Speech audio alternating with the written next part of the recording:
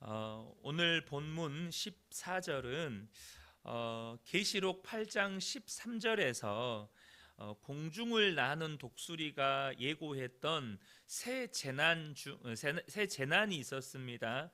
그 중에 둘째 재난이 완결되었다는 것을 선언합니다. 여기서 이 공중을 나는 독수리가 선언했던 세 번째 재난 중에 두 번째 재난은 우리가 지금 계속해서 나팔 재난을 나누고 있잖아요.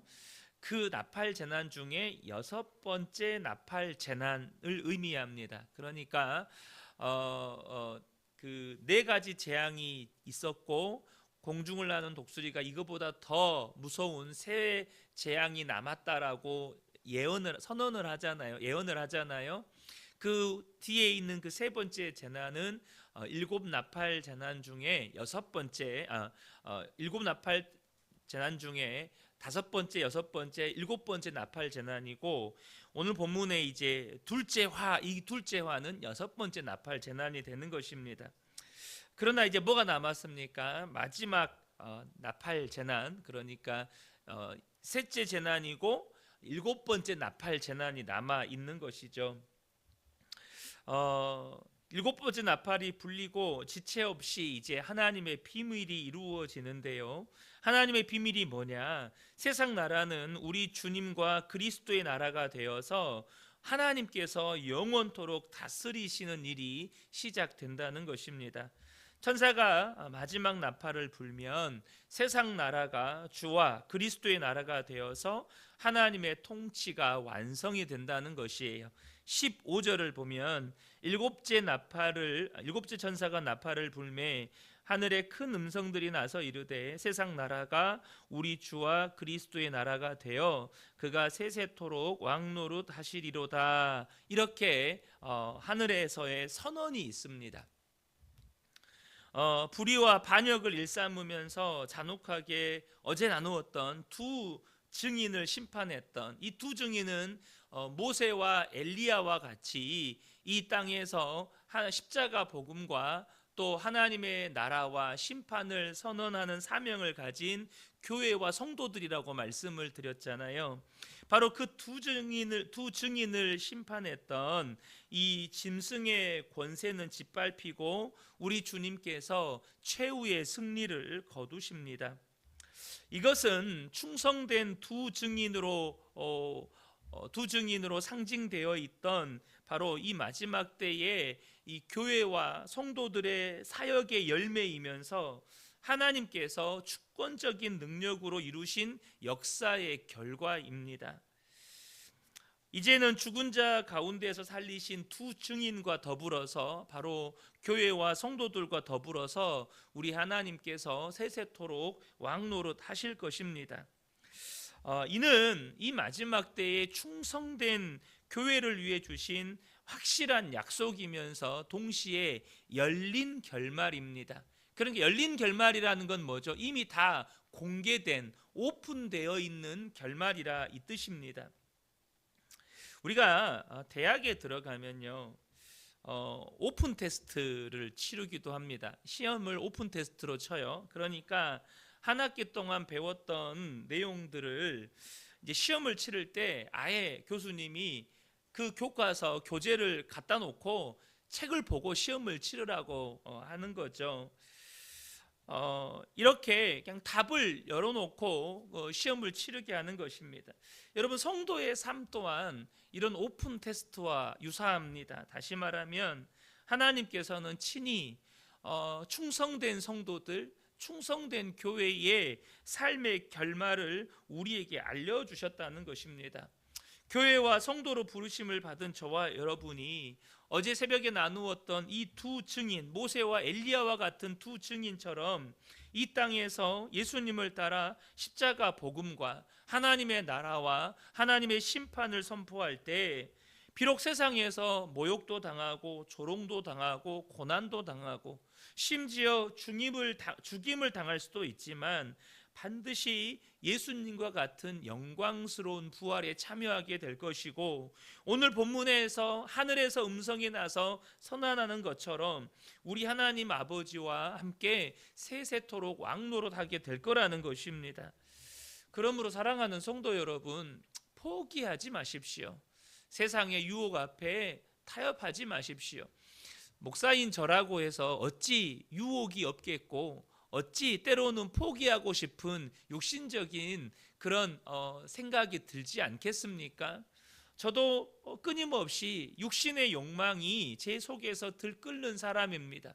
세상적인 성공과 세상적인 안정. 여러분, 목사로서의 세상적인 성공과 안정이 뭐겠습니까? 교회가 크게 부흥해서 정말로 목사로서의 명성도 없고, 또 그래서 세상 사람들에게, 특별히 성도들에게 우리 목사님 훌륭한 목사님이라고, 우리 목사님이 정말로 큰 목사님이라고, 이렇게 성도들에게 박수받고 인정받고 존경받고, 그래서 또 경제적으로도 안정을 누리고, 이것이 여러분 목사들 안에 있는 세상적인 욕심이고 욕망입니다. 그런데 여러분, 제가 얼마 전에도 설교 중에 그런 말씀을 나눴어요. 여러분, 나사로와 부자의 비유 있잖아요. 거지 나사로는요, 하나님 품에 안깁니다. 아브라함의 품에 안겨요. 무슨 말이죠?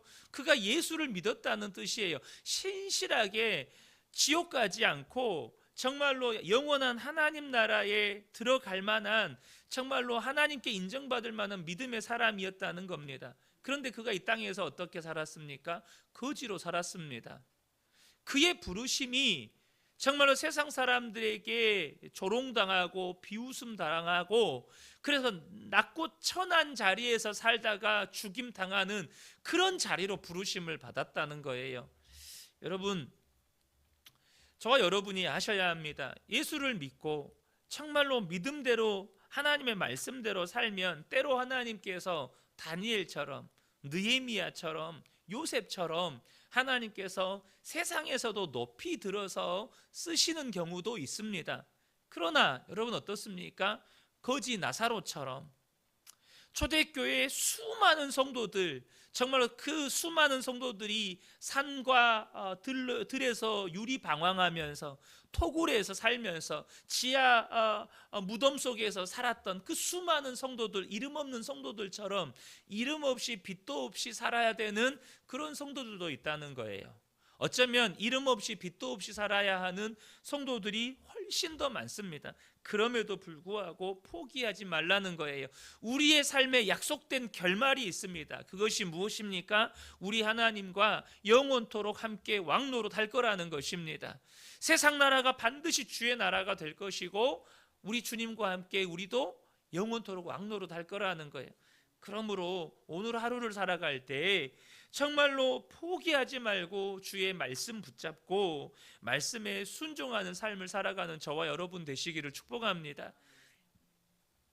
이제 하늘의 음성을 듣고 보좌에 앉아있던 24장로가, 우리가 이전에 계시록 말씀에서 나누었던 것처럼 다시 한번 또 24장로가 엎드려서 얼굴을 땅에 대고 경배를 합니다. 하나님께 경배를 드려요. 권위와 명예와 위엄을 들여서 최고의 경의를 표하죠. 16절 17절을 보겠습니다. 하나님 앞에서 자기 보좌에 앉아있던 24장로가 엎드려 얼굴을 땅에 대고 하나님께 경배하여 이르되 감사하옵나니 옛적에도 계셨고 지금도 계신 주 하나님 곧 전능하신 이여 친히 큰 권능을 잡으시고 왕노릇 하시도다. 이렇게 24장로가 하나님 앞에 엎드려 정말로 그 하늘에서 나는 음성을 듣고 하나님 앞에 경배를 드려요. 그런데 여러분, 이 책이 요한계시록이 기록되었을 때의 당시, 사도 요한 당시에 이 땅에서는 이러한 경배를 누가 받고 있었죠? 로마 황제가 이러한 경배를 받고 있었습니다. 그런데 그 경배는 오늘 본문에 나온 것처럼 24장로가 정말로 감사와 감격 가운데 자발적으로 드리는 그런 경배가 아니고 물리적인 폭력을 동원한 그런 경배였습니다. 억지 경배였죠. 우리말 쉽게 말 억지 춘향이처럼 정말로 강제로 사또의 수청을 들게, 변사또의 수청을 들게 만드는 것처럼 이렇게 사람들로 하여금 억지 경배를 하게 만들었어요. 이 땅을 살아가는 성도들에게 얼마나 고통스러웠겠습니까? 그렇지 않으면 가이사를 신처럼 받들고 숭배하라는 이 로마의 협박에 동조하지 않으면 땅과 집과 모든 재산, 또 모든 사회적인 기반, 심지어 그 목숨까지 내놓아야 하는 경우가 정말 많았습니다. 그러니까 당시에 황제 숭배를 거부하고 예수님만을 주님으로 섬기며 산다는 이 신앙 고백을 하는 것은 이때까지 자신이 이 땅에서 누려왔던 모든 것을 포기하는 것이었어요. 근데 여러분, 당시 초대교회 성도들에게 눈에는 어떻습니까? 영원한 하나님 나라는 눈에 보이지도 않아요. 그렇지 않겠습니까? 예수님도 안 보이고 하나님도 안 보여요. 근데 눈에 보이는 로마 황제는 그 강력한 로마 군사를 동원해서 황제를 그렇게 숭배하지 않으면 죽여요. 그런데 지금 주님이 뭐라고 말씀하시는 것입니까? 하나님께서 약속대로 친히 큰 권능을 잡으시고 모든 원수를 물리쳐서 영원히 통치하실 것이라는 것입니다. 그래서 이 18절을 보면 이방들이 분노함에 주의 진노가 내려 죽은 자들을 심판하시며 종 선지자들과 성도들과 또 작은 자든지 큰 자든지 주의 이름을 경외하는 자들에게 상 주시며 또 땅을 망하게 하는 자들을 멸망시키실 때로소이다 하더라. 이렇게 24장로들이 경배하며 외치는 것입니다. 여러분, 마귀와 짐승들과 세상 나라들은 모두 패하고 또 세상 모든 나라는 주의 나라가 되어서 하나님과 하나님의 백성의 손에 넘어갈 것입니다. 이것은 하나님의 절대적인 선언입니다. 그런데 여러분, 지금 당장 초대교회 성도들에게는 이 일이 이루어질까? 눈에 보이는 당장 이 로마 황제는 강력한 왕권을 가지고 로마 황제를 숭배하지 않으면 정말로 수많은 내 옆집에 살던 개똥이 말똥이도 다 끌려가서 죽임을 당했는데 정말로 이 말씀들이 이루어질까? 이런 생각하지 않겠습니까? 그런데 이 말씀이 실제 이루어질 것이라는 것을 상징적으로 보여주는 사건이 바로 당시의 세상 나라의 상징이었던 로마 제국의 멸망이었습니다. 여러분, 로마가 어떻게 멸망하게 된 것입니까? 여러분, 로마는요, 물리적으로도 멸망했지만 사상적으로도 우리식으로 표현하면 신앙적으로도 복음 앞에 무너졌습니다. 무슨 말입니까? 로마가 당시 기독교를 얼마나 심각하게 박해했습니까? 로마 황제가 신인데 하나님이 계시고 그 하나님의 아들 예수 그리스도가 계시다는 거예요. 그분이 만왕의 왕이시라는 거예요. 근데 로마 황제는 내가 이 땅에 살아있는 신이고 내가 절대 권력인데 하나님이 있고 만왕의 왕이신 예수님이 있다고 하니까 그분을 믿는 성도들을 어떻게 하겠습니까? 철저하게 짓밟고 진멸하는 거죠. 얼마나 많은 성도들이 순교를 했습니까? 그런데 여러분, 그렇게 기독교를 뿌리 뽑아버리고 진멸하려고 했던 그 로마가 어떻게 됐습니까? 죽여도 끝까지 예수를 부인하지 않는 성도들이 있고, 씨를 말려버리려고 해도 도리어 더 많은 사람들에게 복음이 전해지고 교회는 300년의 핍박을 견뎌내는 겁니다. 나중에 보니 어떻게 됩니까? 로마는요, 황제를 최측근에서 호위하는 근위 기사들이 있습니다. 이게 40명, 기본 단위가 40명으로 구성이 돼서 24시간을 교대로 이렇게 교대 근무를 해요. 그러니까 황제가 잠들 때도 그 옆에서 잠자지 않고 황제를 보좌해요. 그런데 그 최측근 이 근위 기사들조차도 예수를 믿고 있는 거예요. 그러면 여러분 어떻게 됐습니까? 황제가 자고 있는 동안에 지금 내가 믿고 있는 예수를 믿는 다른 내 형제 자매들을 죽이려고 명령하는 황제를 가만히 두겠어요? 그러니까 황제가 어떻게 돼요? 이놈들이 나 잘 때 나 죽이면 어떡해? 그러니까 황제조차도 기독교를 공인해 버리고 마는 거예요. 문제는 로마는요, 철저하게 현세적인 사상을 가지고 있었어요. 이것이 로마인들의 신앙이었습니다. 그러니까 내세가 없어요. 현세 중심의 사상이에요. 그래서 이 세상이 전부이고 이 세상에서 성공하고 먹고 잘 사는 것이 최고예요. 그리고 그 최고의 정점에는 누가 있어요? 황제가 있어요. 그러니까 황제를 숭배해야 이 세상에서 잘 먹고 잘 살 수 있는 거예요. 그런데 십자가 복음이 그들에게 전해지면서 그들에게 어떤 믿음이 생겨나요? 이 세상이 전부가 아니고 내세가 있더라. 영원한 하나님의 나라가 있더라. 영원한 하나님이 계신다. 그러니까 로마가 유지되는 로마가 유지되는 핵심 사상이었던 철저한 현세주의, 세속주의가 무너져 버린 거예요. 그 영원한 하나님 나라 천국에 들어가려면 영원한 왕이신 예수님과 하나님께 충성해야 되기 때문에 이 세상에서 성공하고 잘 되기 위해서 더 이상 이전처럼 로마 황제에게 충성할 필요가 없는 거예요. 로마 황제는 이 세상 나라의 왕이잖아요. 근데 영원한 하나님 나라에 들어가려면 어떻게 돼요? 영원한 왕이신 그분께 충성해야 되는 거예요. 그러니 절대 왕권이 어떻게 유지가 될 수 있겠어요? 절대 왕권이 무너져버린 로마가, 절대 왕권 중심의 세상 나라였던 로마가 어떻게 유지가 될 수 있겠습니까? 복음 앞에서 세상 나라가 무너져버린 거예요.